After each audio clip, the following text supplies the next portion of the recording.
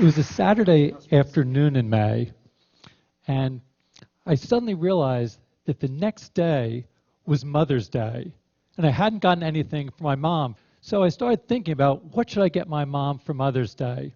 I thought, well, why don't I make her an interactive Mother's Day card using the Scratch software that I'd been developing with my research group at the MIT Media Lab. We developed it so that people could easily create their own interactive stories and games and animations, and then share their creations with one another. So I thought this would be an opportunity to use Scratch to make an interactive card for my mom. Before making my own Mother's Day card, I thought I would take a look at the Scratch website. So over the last several years, kids around the world, ages 8 and up, have shared their projects. And I thought, well, I wonder if of those 3 million projects, whether anyone else has thought to put up Mother's Day cards. So in the search box, I typed in Mother's Day, and I was surprised and delighted to see a list of dozens and dozens of Mother's Day cards that showed up on the Scratch website, many of them just in the past 24 hours by procrastinators just like myself. So I started taking a look at them. I saw one of them that featured a kitten and her mom, and wishing her mom Happy Mother's Day. And the creator very considerately offered a replay for her mom. Another one was an interactive project where when you move the mouse over the letters of Happy Mom Day, it reveals a special Happy Mother's Day slogan. In this one, the creator told a narrative about how she had Googled to find out when Mother's Day was happening. And then once she found out when Mother's Day was happening, she delivered a special Mother's Day greeting of how much she loved her mom. So I really enjoyed looking at these projects and interacting with these projects. In fact, I liked it so much that instead of making my own project, I sent my mom links to about a dozen of these projects. And actually, she reacted exactly the way that I hoped that she would. She wrote back to me and she said, "I'm so proud to have a son that created a software that allowed these kids to make Mother's Day cards for their mothers." So my mom was happy, and that made me happy. But actually, I was even happier for another reason. I was happy because these kids were using Scratch just in the way that we'd hoped that they would. That as they created their interactive Mother's Day cards, you could see that they were really becoming fluent with new technologies. What do I mean by fluent? I mean that they were able to start expressing themselves and to start expressing their ideas. When you become fluent with language, it means that you can write an entry in your journal or tell a joke to someone or write a letter to a friend. And it's similar with new technologies. By creating these interactive Mother's Day cards, these kids were showing that they were really fluent with new technologies. Now, maybe you won't be so surprised by this because, a lot of times people feel that young people today can do all sorts of things with technology. All of us have heard young people referred to as digital natives. But actually, I'm sort of skeptical about this term. I'm not so sure we should be thinking of young people as digital natives. When you really look at it, how is it that young people spend most of their time using new technologies? You often see them in situations like this or like this. And there's no doubt that young people are very comfortable and familiar browsing and chatting and texting and gaming. But that doesn't really make you fluent. So young people today have lots of experience and lots of familiarity with interacting with new technologies, but a lot less so of creating with new technologies and expressing themselves with new technologies. It's almost as if they can read but not write with new technologies. And I'm really interested in seeing how can we help young people become fluent so they can write with new technologies. And that really means that they need to be able to write their own computer programs or code. So increasingly, people are starting to recognize the importance of learning to code. In recent years, there have been hundreds of new organizations and websites that are helping young people learn to code. You look online, you'll see places like Code Academy and events like Coder Dojo and sites like Girls Who Code or Black Girls Code. It seems that everybody is getting into the act. Just at the beginning of this year, at the turn of the new year, New York City Mayor Michael Bloomberg made a New Year's resolution that he was going to learn to code in 2012. A few months later, the country of Estonia decided that all of its first graders should learn to code. And that triggered a debate in the UK about whether all the children there should learn to code. Now, for some of you, when you hear about this, it might seem sort of strange about everybody learning to code. When many people think of coding, they think of it as something that only a very narrow sub-community of people are going to be doing. And they think of coding looking like this. And in fact, if this is what coding is like, it will only be a narrow sub-community of people with special mathematical skills and technological background that can code. But coding doesn't have to be like this. Let me show you about what it's like to code in Scratch. So in Scratch, to code, you just snap blocks together. In this case, you take a move block, snap it into a stack, and those stacks of blocks control the behaviors of the different characters in your game or your story. In this case, controlling the big fish. After you've created your program, you can click on Share, and then share your project with other people so that they can use the project and start working on the project as well. So, of course, making a fish game isn't the only thing you can do with Scratch. Of the millions of projects on the Scratch website, there's everything from animated stories to school science projects to anime soap operas to virtual construction kits to recreations of classic video games to political opinion polls to trigonometry tutorials to interactive artwork and, yes, interactive Mother's Day cards. So I think there's sort of so many different ways that people can express themselves using this, to be able to take their ideas and share their ideas with the world. And it doesn't just stay on the screen. You can also code to interact with the physical world around you. Here's an example from Hong Kong where some kids made a game and then built their own physical interface device and had a light sensor. So the light sensor detects the hole in the board, so as they move the physical saw, the light sensor detects the hole and controls the virtual saw on the screen and saws down the tree.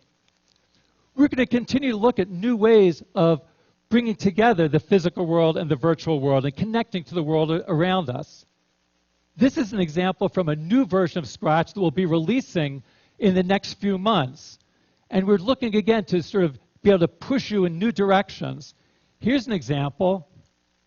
It uses the webcam.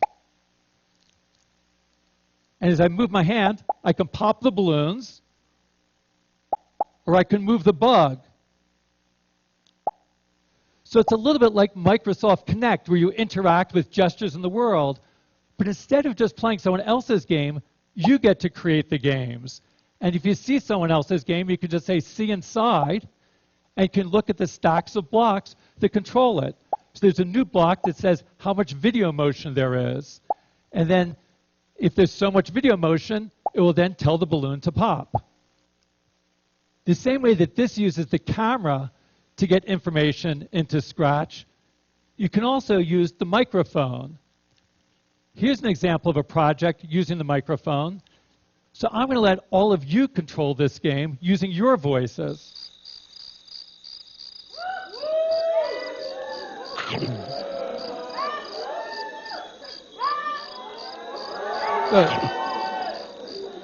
So maybe control your...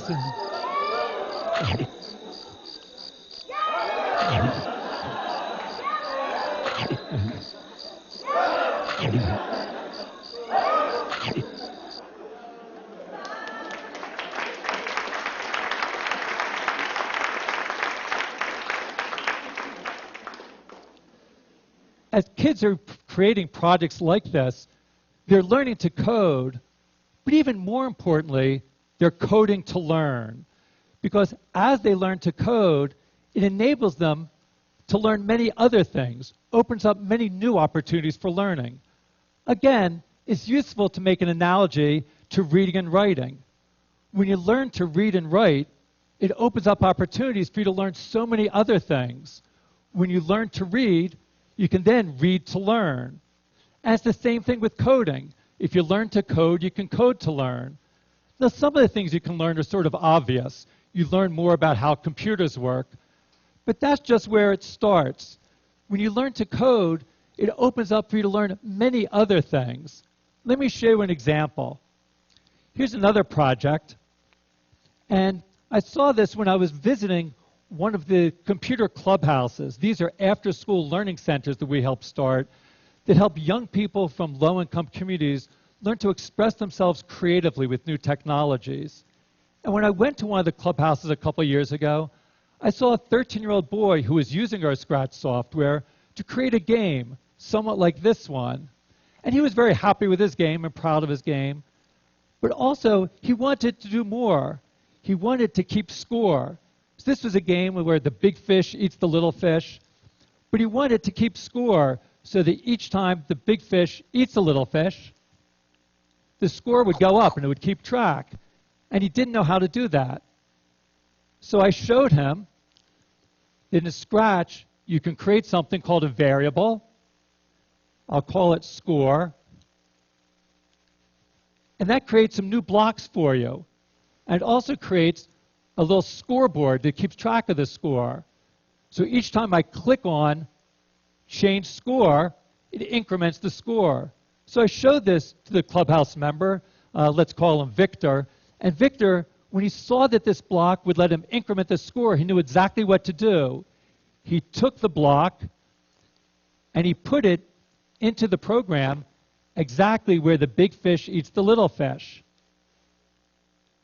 So then, each time the big fish eats the little fish, it will increment the score, and the score will go up by 1. And it's in fact working. And he saw this, and he was so excited, he reached his hand out to me, and he said, "Thank you, thank you, thank you." And what went through my mind was, how often is it that teachers are thanked by their students for teaching the variables? It doesn't happen in most classrooms. But that's because in most classrooms, when kids learn about variables, they don't know why they're learning it. It's nothing that really they can make use of. When you learn ideas like this in Scratch, you can learn it in a way that's really meaningful and motivating for you. You can understand the reason for learning variables. And we see that kids learn it more deeply and learn it better. Victor, I'm sure, had been taught about variables in schools, but he wasn't paying attention. Now he had a reason for learning variables. So when you learn through coding and coding to learn, that you're learning it in a meaningful context, and that's the best way of learning things. So as kids like Victor are creating projects like this, they're learning important concepts like variables, but that's just the start. As Victor worked on this project and created the scripts, he was also learning about the process of design, how to start with a glimmer of an idea and turn it into a fully fledged functioning project, like you see here. So he was learning many different core principles of design, about how to experiment with new ideas, how to take complex ideas and break them down into simpler parts, how to collaborate with other people on your projects, about how to find and fix bugs when things go wrong, how to keep persistent and to persevere in the face of frustrations when things aren't working well. Now, those are important skills that aren't just relevant for coding. They're relevant for all sorts of different activities. Now, who knows if Victor is going to grow up and become a programmer or a professional computer scientist? It's probably not so likely, but regardless of what he does, he'll be able to make use of these design skills that he learned, regardless of whether he grows up to be a marketing manager or a mechanic or a community organizer. That these ideas are useful for everybody. Again, it's useful to think about this analogy with language. When you become fluent with reading and writing, it's not something that you're doing just to become a professional writer. Very few people will become professional writers, but it's useful for everybody to learn how to read and write. Again, the same thing with coding. Most people won't grow up to become professional, computer scientists or programmers, but those skills of thinking creatively, reasoning systematically, working collaboratively, skills you develop when you code and Scratch are things that people can use no matter what they're doing in their work lives. And it's not just about your work life. Coding can also enable you to express your ideas and feelings in your personal life. Let me end with just one more example. So this is an example that came from after I had sent the Mother's Day cards to my mom. She decided that she wanted to learn Scratch. So she made this project for my birthday and sent me a happy birthday Scratch card. Now, this project is not going to win any prizes for design, and you can rest assured that my 83-year-old mom is not training to become a professional programmer or computer scientist. But working on this project enabled her to make a connection to someone that she cares about, enabled her to keep on learning new things and continue to practice her creativity and developing new ways of expressing herself. So, as we take a look and we see that Michael Bloomberg is learning to code, all of the children of Estonia learn to code, even my mom has learned to code, don't you think it's about time that you might think about learning to code? If you're interested in giving it a try, I'd encourage you to go to the Scratch website at scratch.mit.edu and give a try at coding. Thanks very much.